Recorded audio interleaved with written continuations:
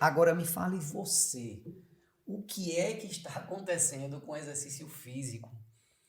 Me diga o que é que está acontecendo com o sedentarismo no mundo. Esse é um outro fator de sequestrador de saúde.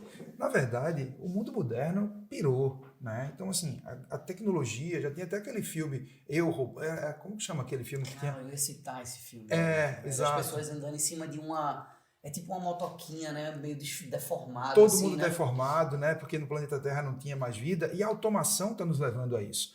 Eu tive a oportunidade de experienciar a realidade virtual e é um negócio, o metaverso, e é um negócio maluco. A gente está cada vez mais evoluindo para a hipocinesia. A sociedade está fazendo menos exercício e às vezes de forma deliberada. A gente está entrando em burnout. Burnout agora já é considerado pelo Código Internacional de Doença como doença relacionada ao trabalho. Então imagine você, as pessoas passam 8 a 10 horas sentadas em hipocinesia, sem ter qualquer benefício de mexer os seus músculos. Então, a hipocinesia, o comportamento sedentário, é um sequestrador de saúde. Por quê? A ciência hoje sabe que músculo não é só órgão ativo de movimento, não é por causa dele que eu consigo me mover e mexer as coisas.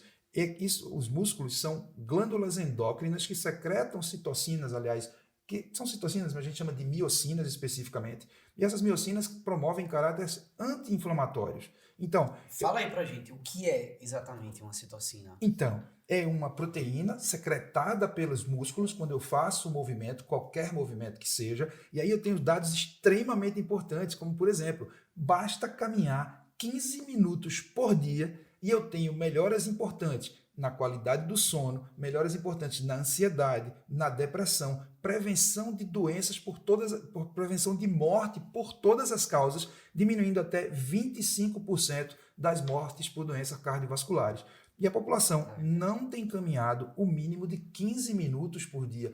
É um negócio maluco você pensar dessa forma. Imagine que a nossa CLT promove trabalhos de 44 horas semanais. São 8 horas no trabalho, de segunda a sexta, e 4 horas no sábado. As pessoas passam, porque o Guia Brasileiro das Atividades Físicas, agora de 2021, diz qual é o mínimo de exercício que você tem que fazer, baseado na cartilha do Colégio Americano de Medicina Esportiva, baseado na cartilha da OMS. Então, na verdade, a gente tem que fazer de 75 a 150 minutos de exercícios intensos por semana, ou de 150 a 300 minutos de exercício por semana de atividades leves ou moderadas. Isso tira a pessoa do sedentarismo, mas não tira a pessoa do comportamento sedentário. O comportamento sedentário são as próximas 23 horas, onde eu passo sentado, por exemplo, 8 horas. Cara, tem artigos científicos maravilhosos mostrando que ficar em pé 5 minutos a cada 30 minutos sentado, ficar em pé 10 minutos a cada 1 hora sentado, diminui colesterol, triglicerídeos e glicose circulante. Então, na verdade, assim, tentar levar para a população a menor condição de adequação de exercício físico sistematizado, e aqui cabe uma definição sobre o que é atividade física e exercício Exercício físico. físico. Atividade física é tudo aquilo que demanda gasto energético. Por exemplo, você está promovendo atividade física levantando um copo com água. Não fala isso não, que as pessoas vão pensar em atividade física levando um copo de cerveja. Exatamente. Aí é que tá. Né?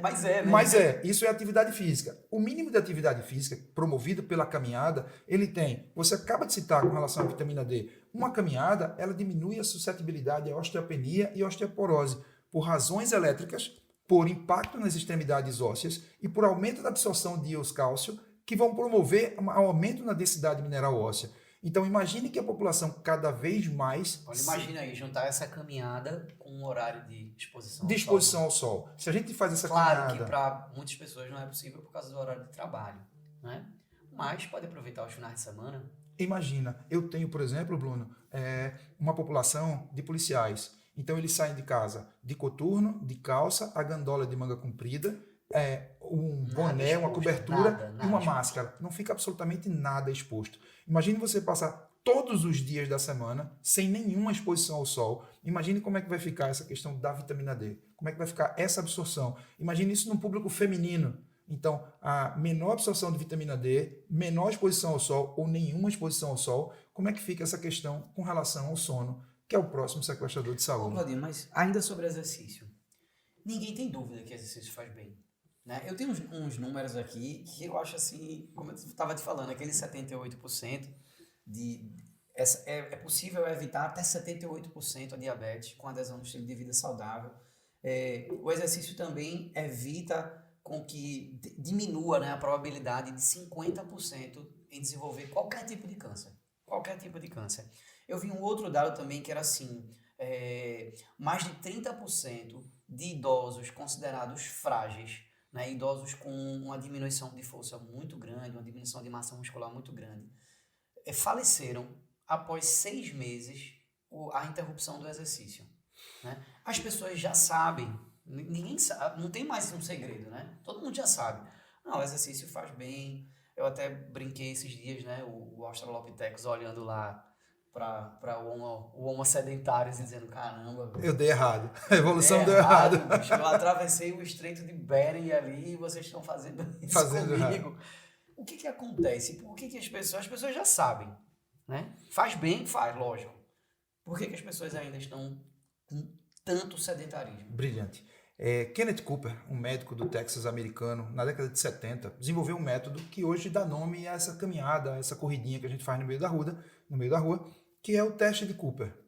Nada mais é do que um protocolo para medir o condicionamento cardiovascular das pessoas, medir a tua resistência aeróbica. E esse teste de Cooper é um teste de corrida ou caminhada de 12 minutos e ele me dá quanto de resistência você tem. Na verdade, esse método do Cooper ficou tão evidente e foi tão repercutido que vou ali fazer Cooper. Virou nome. Não é? Então, o que acontece? Durante muito tempo, a ciência valorizou o condicionamento cardiorrespiratório.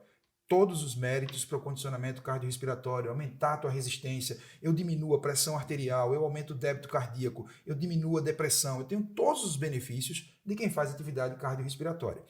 Qual o olhar da ciência hoje com relação à gerontologia aos idosos? E a tua colocação é brilhante, cara. Na verdade, existe um protocolo, esse protocolo tem um nome internacional, chama SARC-F, e ele foi acrescentado, acrescido de CC, de circunferência de panturrilha.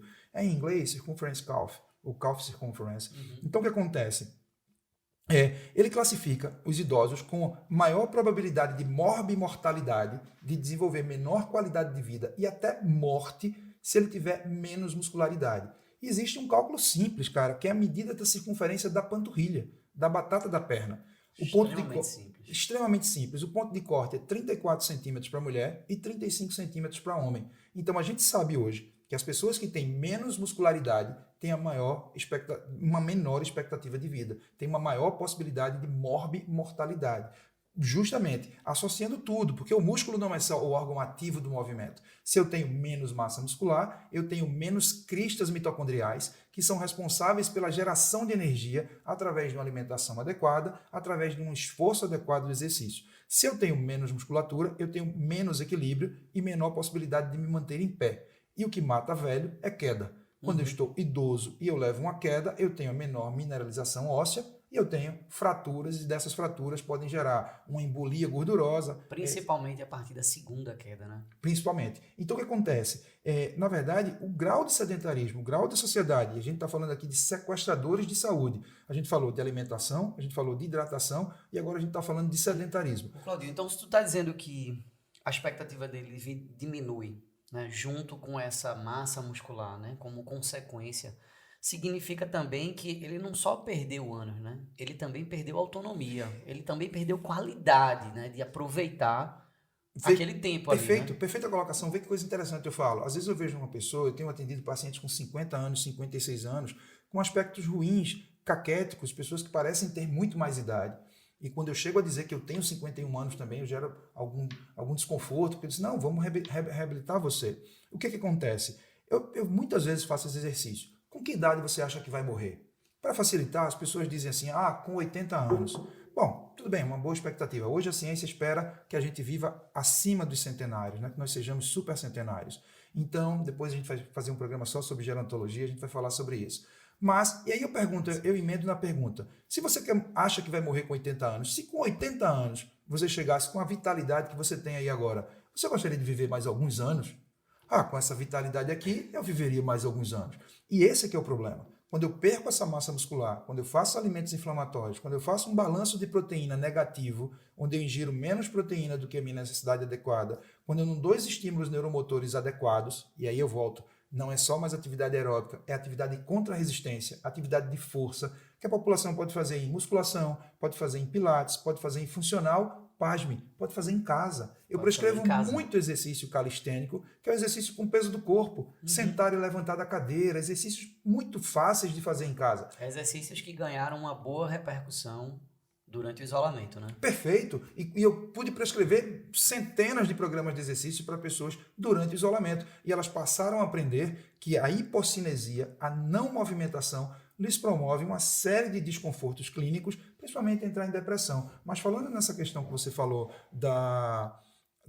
especificamente como a longevidade, então, indivíduos que diminuem a massa muscular, eles não têm só a vida abreviada, como tem também a vida com mais morbidade, ou seja, imagine você ter uma determinada idade e não ter capacidade e autonomia suficiente para fazer sua higiene pessoal. Precisar chamar alguém para te limpar ou para fazer alguma higiene pessoal muito próxima a você, muito íntima. Então, que desconforto isso causa? Talvez seja um dos motivos de que as pessoas não querem passar de 80 anos. Mas é absolutamente possível fazer isso com alimentação adequada, com hidratação adequada, com os exercícios mínimos, que agora não são mais só as atividades aeróbicas, são atividades aeróbicas associadas às atividades neuromotoras. E por uma razão, não se sabe qual, social, talvez por zona de conforto, a população está cada vez mais em hipocinesia.